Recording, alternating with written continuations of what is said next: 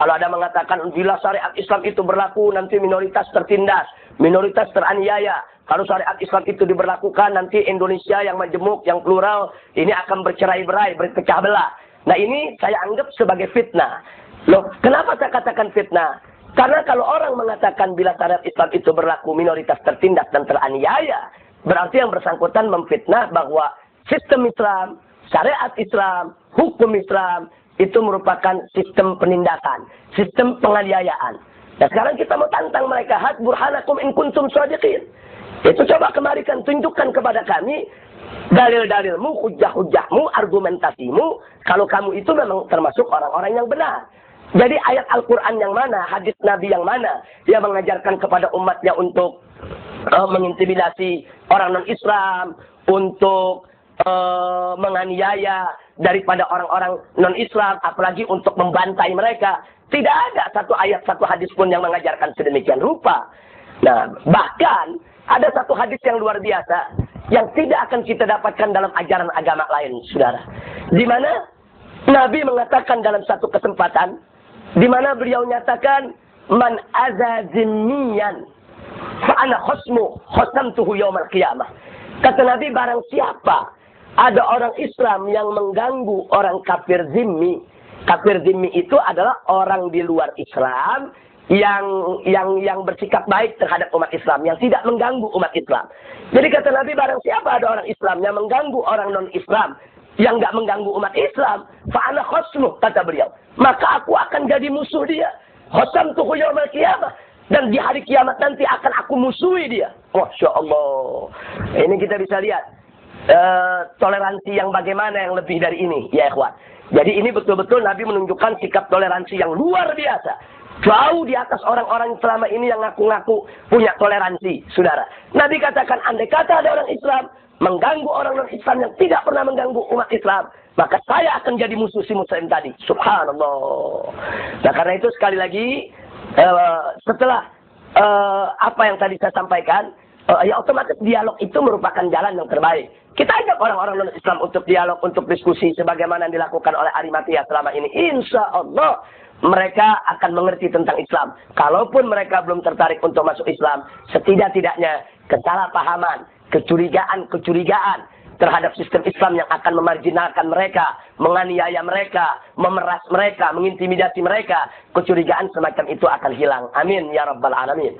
Nah itu yang perlu kita ketahui daripada bagaimana fitnah-fitnah tadi sepatutnya tidak terjadi kalau kita ingin betul-betul memahami Islam secara baik. Apalagi tadi dikatakan kalau syariat Islam diberlakukan, Indonesia akan cerai-berai, akan pecah belah. Ini juga fitnah. Dengan ungkapan tadi berarti dia memfitnah kalau syariat Islam itu syariat pemecah belah, syariat penganiaya, dan seterusnya dan seterusnya.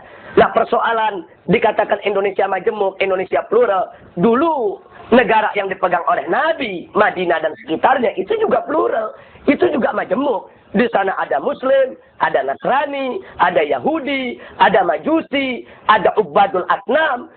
Majemuk masyarakat Madinah saat itu.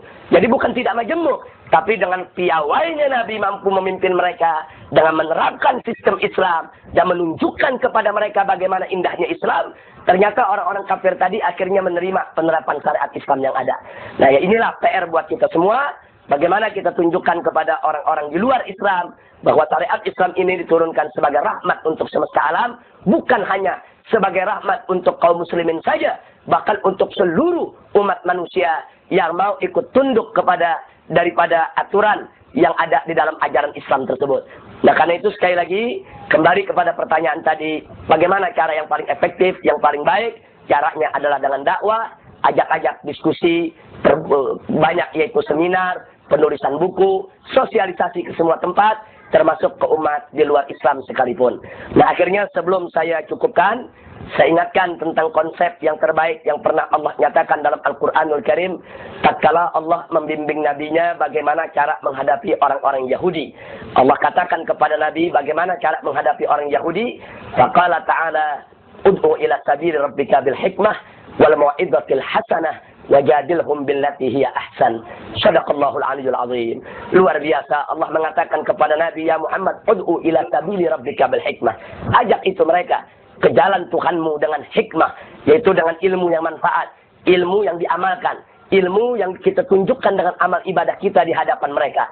Wal mau'izatil hasanah, dan ajak mereka dengan nasihat-nasihat yang baik, nasihat-nasihat yang bisa mengena di nurani mereka, agar mereka mengenal Islam itu apa. Dan kalau terpaksa, Allah bolehkan untuk kita diskusi dengan mereka. Wajadilhum billati hiya ahsan. Ajak mereka debat, ajak mereka diskus. Tapi jangan lupa Allah syaratkan satu, billati hiya ahsan, dengan cara yang terbaik. Subhanallah.